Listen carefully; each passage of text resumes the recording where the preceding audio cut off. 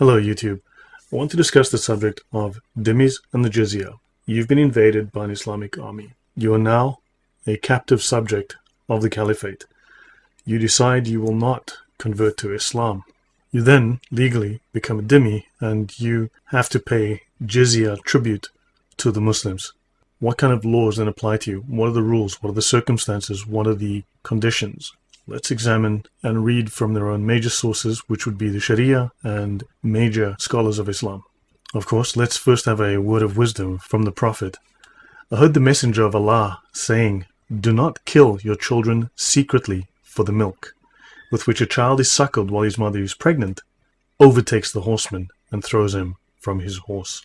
I think it goes without saying that this is critical knowledge that everyone needs to be aware of.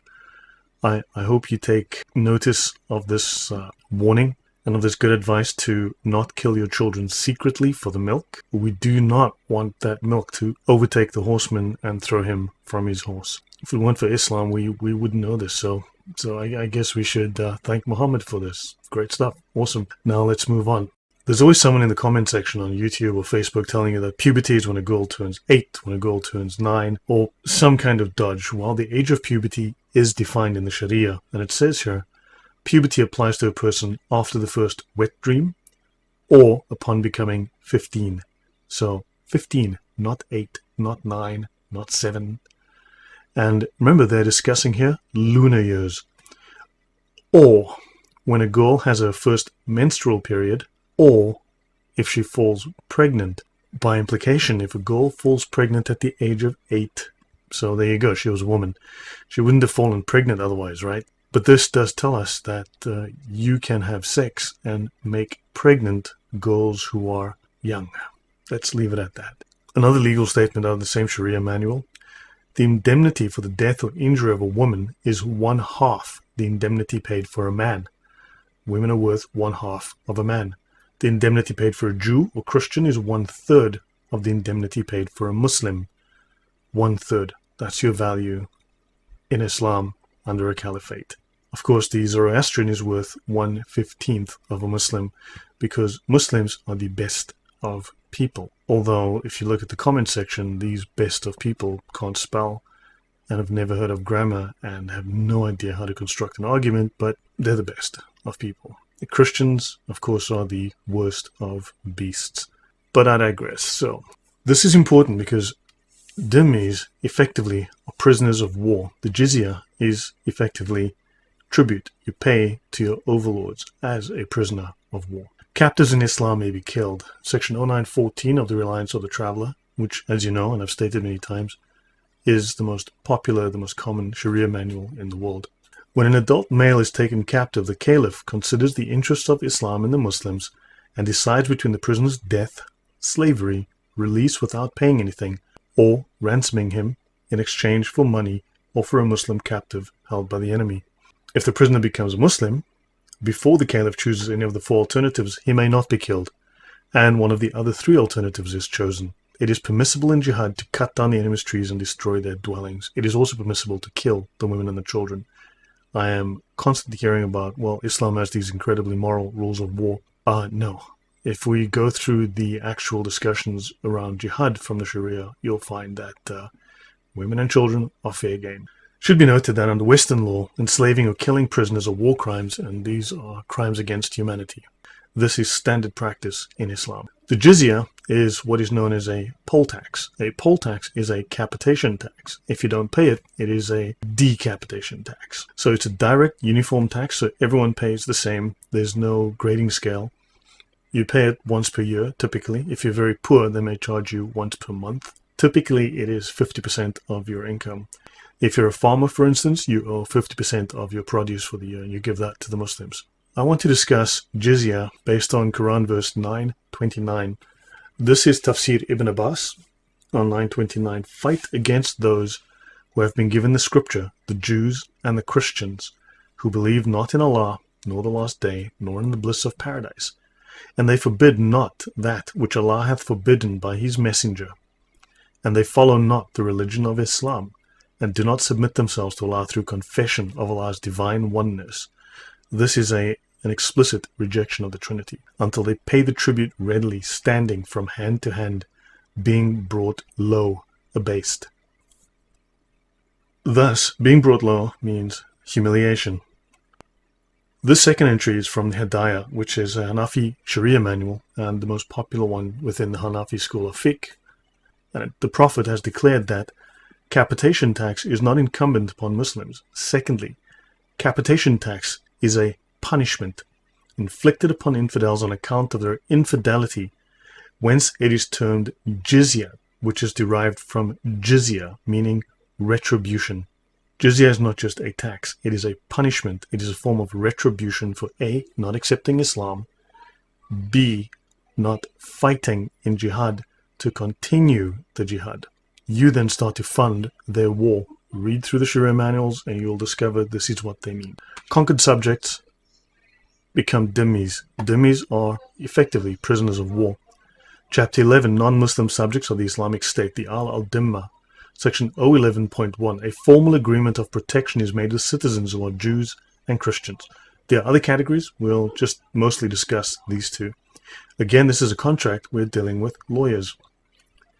Such an agreement may not be effected with those who are idol worshippers, nor those who do not have a sacred book, atheists. Something that could have been a book refers to those like the Zoroastrians, who have remnants resembling an ancient book. As for the pseudo-scriptures of cults that have appeared since Islam, such as the Sikhs, the Baha'is, the Mormons, Qadianis, whoever those are, they neither are nor could be a book since the Quran is the final revelation. Such an agreement is only valid when the subject peoples follow the rules of Islam and those involving public behavior and dress, and they pay the non-Muslim poll tax, the Jizya. Section 011.4, the non-Muslim poll tax. The minimum non-Muslim poll tax is 1 dinar. Now, they will consider that poor people have to pay a low minimum. Again, there is no maximum. They have the leverage, so they might tell you what it is that you're going to pay. Now, I want you to note here, it is collected with leniency and politeness. This is known as a lie. It is not a mistranslation. The translator knew what he was doing here. He simply lied about this. And it says here, this is collected with politeness, as are all debts. This is by no means true. Such non-Muslim subjects are obliged to comply with Islamic rules that pertain to blah, blah, blah. They are distinguished from Muslims in dress. They have to wear a wide cloth belt, the zunnah. They are not greeted with salam alaikum, peace be upon you. They must keep to the side of the street. As you read other manuals, you'll discover that they must keep to the side of the street that's the narrowest with the worst conditions, like rocks and potholes. They may not build higher than or as high as the Muslims' buildings, though if they acquire a tall house, it is not raised. Raise means to demolish, to tear down. They are forbidden to ring their church bells. Of course, when they come to Western countries, you'll hear the azan at 4 o'clock in the morning waking you up. Nor are they allowed to recite the Torah or the Gospels, the Evangel, aloud. Nor may they make public displays of their funerals and feast days, and they are forbidden to build new churches. Which is really interesting, as mosques are popping up all over the place with Saudi, Qatari and other funding. If non-Muslim subjects of the Islamic State refuse to conform to the rules of Islam or to pay the poll tax, then their agreement with the state has been violated. When a subject's agreement with the state has been violated, the caliph chooses between the 4 alternatives mentioned above in connection with prisoners of war. That's why I led with that section, because you are a prisoner of war and you'll be tried and killed as someone who has now effectively fought against the state. From the Encyclopedia of Islam, we'll look at the word dhimma. The term used to designate the sort of indefinitely renewed contract through which the Muslim community accords hospitality and protection. This would be the kind of hospitality and protection the mafia extends to the people living in its territory. If you don't pay them, well, you lose that hospitality and you no longer have that protection. To members of other religions, on condition of their acknowledging the domination of Islam, as long as you know who's your daddy, they're happy to not kill you as long as you start paying your money and keep doing so. Here we have Quran 9:29. Fight those who do not believe in Allah until they pay the tribute out of their hand and are utterly subdued. They're not kidding about that.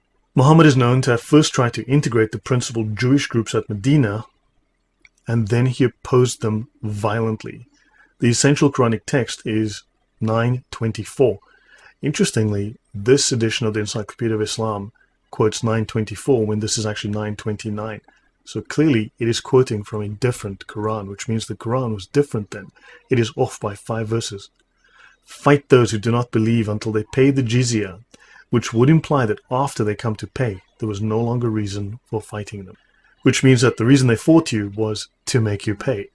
That would be the corollary of that. Now we have the term kharaj and jizya are found together. It is suggested they're being used as conventional legal terms for what was in fact the tribute or land revenue customarily paid to a paramount power. These are dues demanded from Christians and Jews for non-adoption of Islam. So you have to compensate the Muslims for non-adoption of Islam. Very interesting. Let's have a look at the word mafia. Mafia has an Arabic root coming from mafi. Because Sicily was once an Islamic emirate from 831 to 1072, mafia may have come to Sicilian through Arabic. Possible Arabic roots of the word include mafi, meaning exempted. In Islamic law, jizya is the yearly tax imposed on non-Muslims residing in Muslim lands, and people who pay it are exempted from prosecution. Prosecution means slavery or death. Islam always casting the first stone. The section on jizya is just prior to this in the Reliance of the Traveller, and this is the penalty for fornication or sodomy, and the legal penalty is obligatorily imposed upon anyone who fornicates or commits sodomy, no matter whether the person is a Muslim, a non-Muslim subject of the Islamic State, a dhimmi, or someone who has left Islam. If the offender is someone with the capacity to remain chaste, then he or she is stoned to death, defined in section 12:6. If the offender is not someone with the capacity to remain chaste, then the penalty consists of being scourged, definition O12.5, 100 stripes. You may die from this, and people do. If the penalty is stoning, the offender is stoned even in severe heat or cold, and even if he has an illness from which he is expected to recover. A pregnant woman is not stoned until she gives birth, and the child can suffice with the milk of another. Allah's mercy, there you go.